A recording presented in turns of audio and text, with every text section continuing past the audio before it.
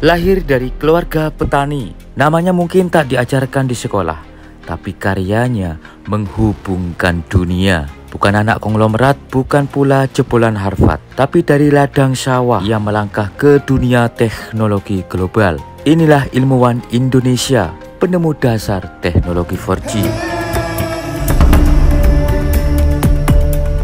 Assalamualaikum warahmatullahi wabarakatuh. Semoga sehat selalu saudaraku. Ya, saat ini saya masuk di salah satu desa di wilayah Kediri. Nah, bukan di pusat kota teman-teman, dan bukan di kawasan elit, tapi di sebuah desa yang begitu sederhana. Ya, jalanan di depan hanya cukup satu mobil begitu. Tidak begitu sempit juga tidak begitu lebar, tapi tenang dan bersih.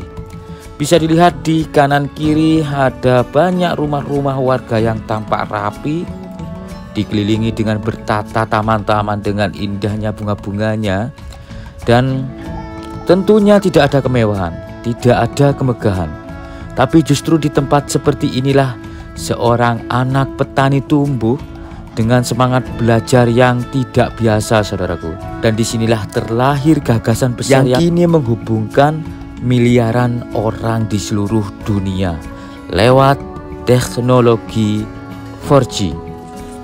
Sebuah ironi yang membanggakan, dunia tahu teknologi canggihnya, tapi tidak banyak yang tahu jalan menuju rumahnya yang hanya selebar satu mobil ini, saudaraku. Ya teman-teman, perjalanan saya menuju rumah seorang ilmuwan hebat asal Indonesia, Dr. Khairul Anwar, yang dikenal sebagai salah satu penemu teknologi dasar 4G. Beliau bukan hanya membanggakan Indonesia, saudaraku, tapi juga memberi sumbangan penting bagi dunia. Kita semua yang setiap hari pakai 4G, nonton video, chatting, upload konten, semuanya tidak lepas dari teknologi yang beliau kembangkan. Dan yang paling menyentuh teman-teman, beliau tetap sederhana. Rumahnya tidak besar, tidak mencolok, tapi penuh semangat ilmu dan inspirasi. Dari jalan desa menuju jejak sejarah besar anak bangsa. Rumah yang sederhana ini, ternyata ini merupakan rumah dari Bapak Khairul Anwar. Beliaulah seorang penemu sinyal 4G. Nah, rumahnya sederhana teman-teman, tapi di balik dari rumah ini ada anak bangsa yang mengubah dunia, meskipun namanya tidak begitu dikenal begitu ya secara luas, namun kita nanti akan ulik. Nah, ini rumahnya teman-teman. Nah, di berita sudah banyak beredar bahwasannya Pak Khairul Anwar seorang penemu sinyal 4G. Nggih. Boleh tahu Bu, latar belakang dari Pak Anwar sendiri di masa kecilnya seorang anak yang seperti apa gitu? Oh ya, anak ya seperti anak pada umumnya, masa kecilnya cuma lebih taat beribadah. Kecilnya selalu sholat ke masjid, terus nilainya lebih menonjol dari teman-temannya. Anak-anak biasanya main bola, main-main, nggak mau katanya rugi kalau main. Gitu. Jadi selalu kalau pulang sekolah dari SD belajar, kalau sudah waktunya jam 12 adzan ya ke masjid adzan. Dia sampai sekarang itu ke masjid, sholatnya tiap pulang. Dan ini membantu orang tua cari rumput. Iya. Gitu. Gitu. Rajin, seneng bercocok tanam, petani. Oh gitu. Ya nyemprot apa pakai nyemprot. Iya, ngobatin tanaman gitu pakai ini seperti itu ya. Pak Khairul Anwar itu dari keluarga yang kaya raya kah? Oh enggak, ya cukupan. Oh gitu. Ya maksudnya ya menengah gitu loh. Enggak yang kaya, ya enggak kekurangan, ya cukup standar. Pernah dengar ataupun dapat ceritanya enggak ketika Pak Khairul Anwar tiba-tiba terkenal sebagai seorang penemu sinyal 4G itu? Jenengan kiambe? Ya dikasih tahu anaknya. sama ibu. Terus dari hasil katakan misalkan penghargaan ya berupa materi dan sebagainya itu ada yang sudah diwujudkan dalam bentuk beli apa gitu Bu? Ini ini kan bagiannya dia, bagiannya Mas Runi yang punya. Ini kan ya rumah yang lama cuma punyanya adiknya, jadi nggak dibangun seperti. Kelahiran berapa Bu Pak Anwar? 78. 78. Jenengan? 74. Oh, Mbak dari Pak Anwar. Iya, gitu, satunya 81 yang kecil. 3 bersaudara. Iya. 3 bersaudara. Tinggal di mana Bu Pak Khairul Anwar sekarang? Di Bandung. Bandung. Dosen Telkom University. Nah, ketika ini sudah menginjak remaja begitu ya, sebelum menemukan sinyal 4G itu seperti apa Bu? Untuk aktivitas dari Pak Anwar sendiri? Kan dari SMP itu masih SMP les bahasa Inggris. SMA itu sudah enggak pernah di rumah. Sekolahnya kan kos di Kediri. Gitu. Jadi enggak pernah pulang sampai sekarang. Maksudnya pulangnya cuma 2 minggu sekali. Sekolah kan SMA 2 Kediri, langsung kuliah di Bandung. Langsung ke Jepang. Jadi enggak pernah di rumah sehabis SMP. Bu, boleh diantar Bu. Katanya Pak Anwar juga punya peliharaan sapi. Oh iya ya. Lihat sapinya Pak Anwar nih sebagai bukti bahwa beliau adalah pekerja keras ya, bukan mengandalkan orang tua begitu ya.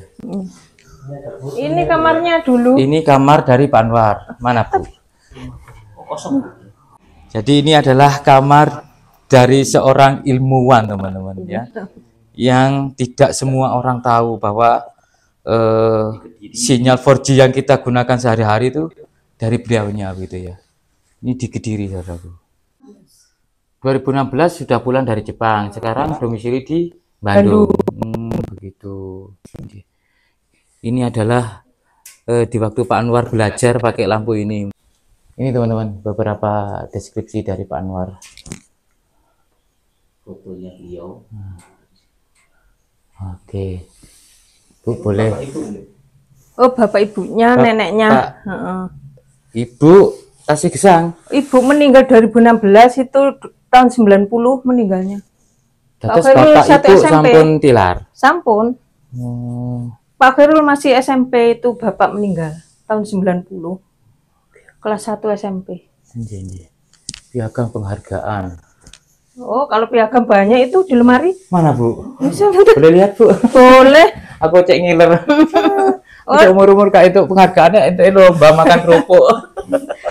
Ini yang di sini ya, itu ini ya inspirasi jenengan semua ya. Nih ngopi. Dut, kalau di sini ya cuma sedikit. Ini dulu. Ini adiknya. Mana Bu? Di ITB. Ini kan penghargaannya. Enggak tahu ini. Wih, penghargaannya banyak sekali. Anak jenius. Dinyalain lampunya. Ini wisuda sarjana magister dan dokter. Profesor. Jadi guru besar di Institut Telekomunikasi Indonesia. Telkom University. Telkom University. Sekarang. Katanya jadi ketua apa? Itu apa? IEE itu. Iya. IEE. Iya. Ini rumahnya ya asli ini begini dari sebagian dulu. Bu ya. Ya berapa 10% kalau di rumahnya ya. Banyak. Satu lemari penuh, satu bed.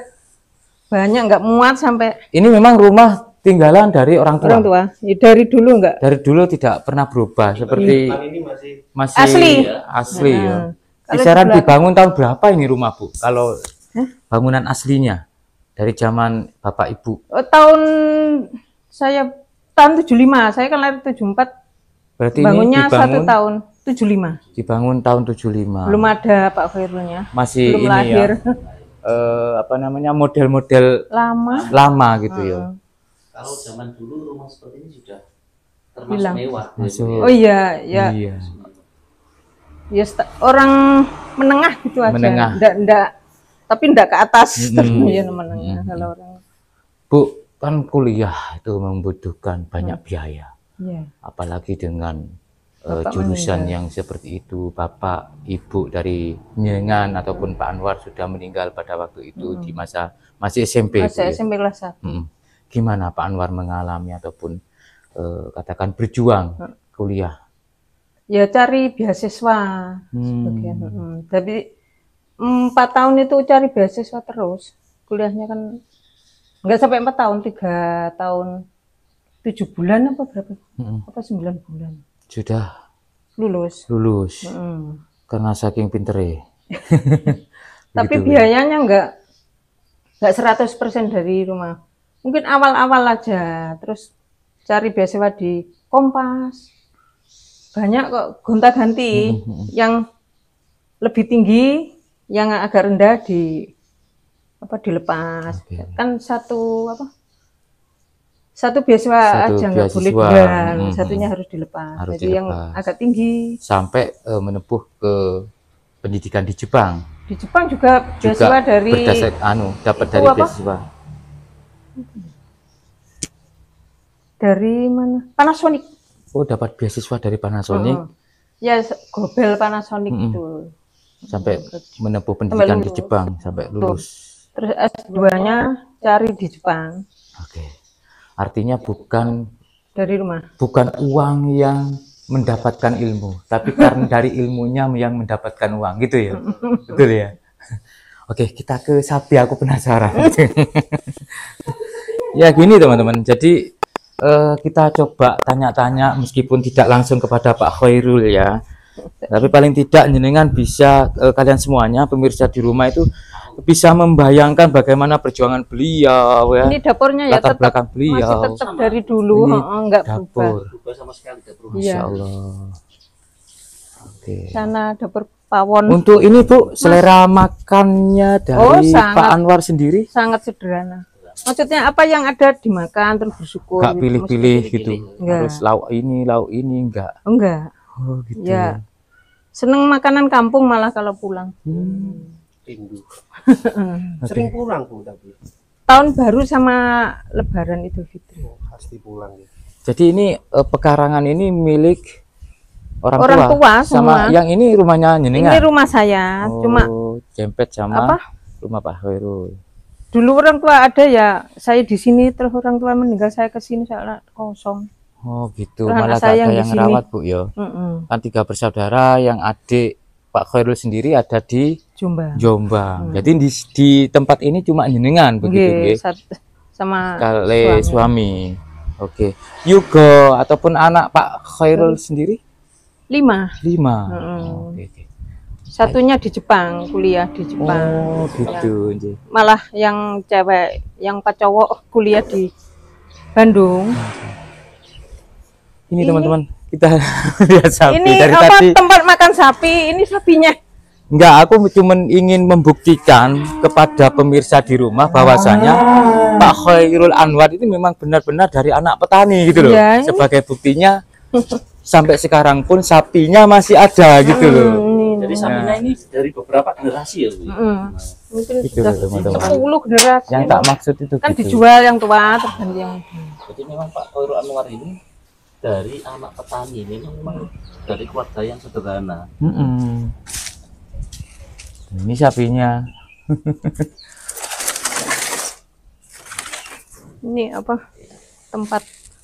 Tempat apanya Bu? Padi, sebagai petani kan. Kalau panen, hasil dari panennya ditaruh di sini. Ini mau saya bersihkan ini tadi. Oh gitu.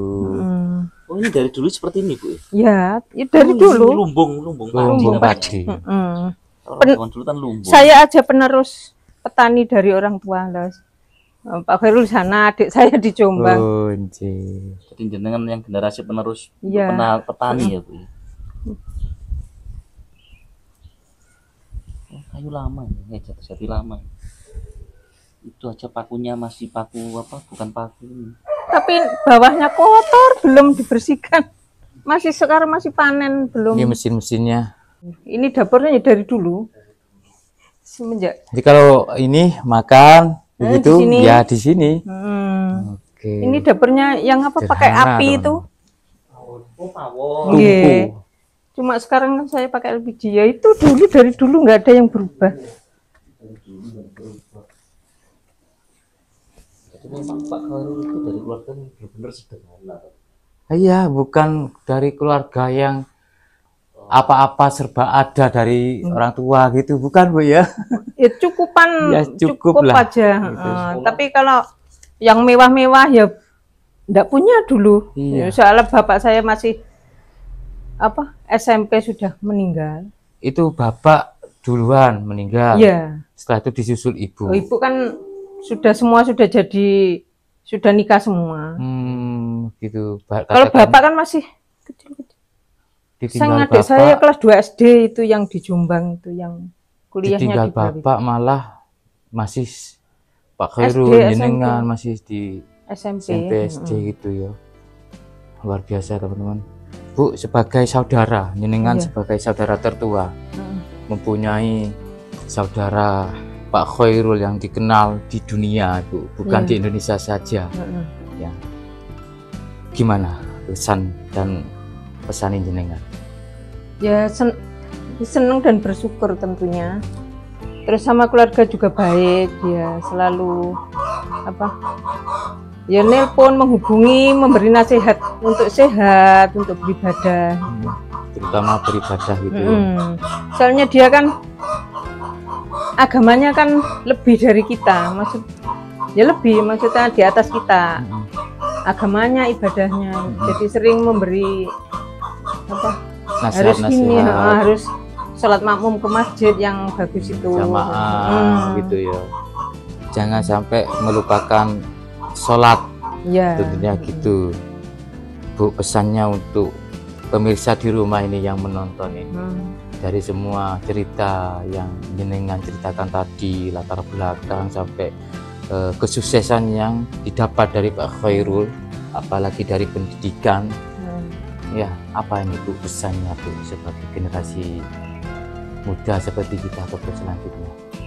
Ya harus berusaha dan dipergunakan waktu yang ada, nggak usah foya-foya, berdoa tentunya.